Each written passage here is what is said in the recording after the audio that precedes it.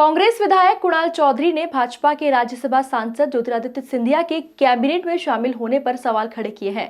कुणाल चौधरी ने भोपाल में मृदुभाषी से खास बातचीत में कहा कि भले ही उन्हें मंत्री पद मिल गया हो, लेकिन उनका वह कदम लोगों को बहुत महंगा पड़ गया है।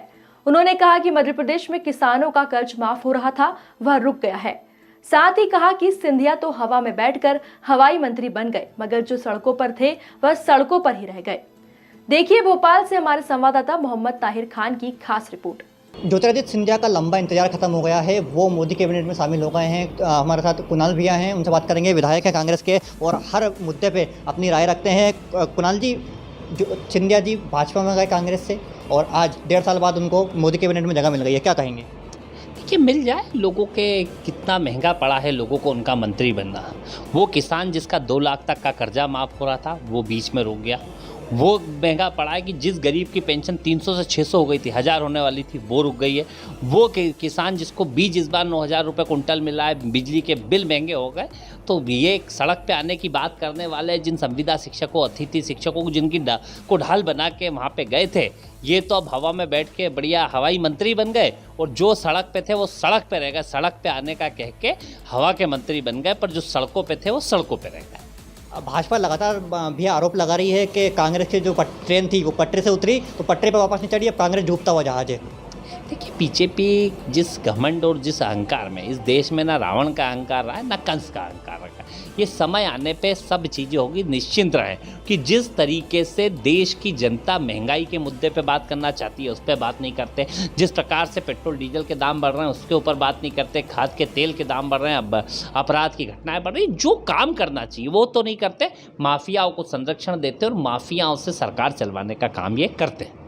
भारतीय जनता पार्टी ने अब प्रभारी मंत्रियों की नियुक्ति की है, बोल रहे हैं कि इससे प्रभारी मंत्री जिलों में जाएंगे और विकास को गति देंगे जिलों की, क्या मानते हैं आप? तो मुझे लगता है, मेरा इस पे एक सवाल है भारतीय जनता पार्टी से, अगर प्रभारी मंत्रियों से विकास को गति मिलती है तो 15 महीने इन्होंने विकास को क्यों अवरुद्ध किया?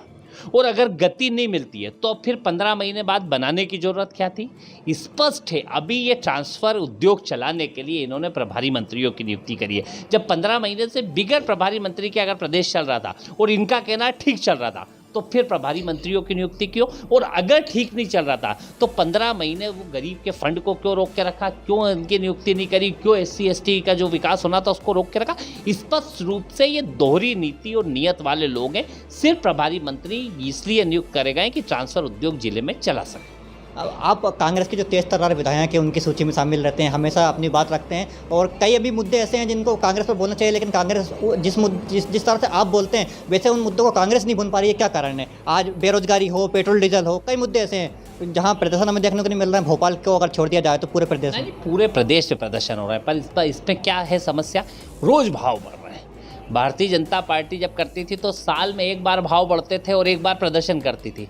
आज रोज दिन में 4 बार भाव बढ़ते हैं, रोज कांग्रेस पार्टी प्रदर्शन करती है। अब जनता इन्हें सबक सिखाने का मन बना चुकी है, जनता इन्हें सबक सिखाएगी। गृह मंत्री कह रहे हैं कि हम बरनाल भेजेंगे और टेबलेट भेजने की बात कर रहे हैं वो, और अभी इंदौर के दौरे पे बोल रहा है इंदौर के विकास में कोई कमी नहीं आने दी जाएगी। गृह मंत्री जी मुंह चलाना बंद करें, थोड़ी सरकार चलाए। रोज बच्चियों के साथ बलात्कार हो रहा है, जिन माफियाओं को 10-10 फीट गाड़ने की बात मुख्यमंत्री ने करी थी और बीजेपी के कार्यकर्ता जनता को 10-10 फीट में गाड़ दे रहे हैं। नेमावर की घटना देखी होगी, महिला अत्याचार।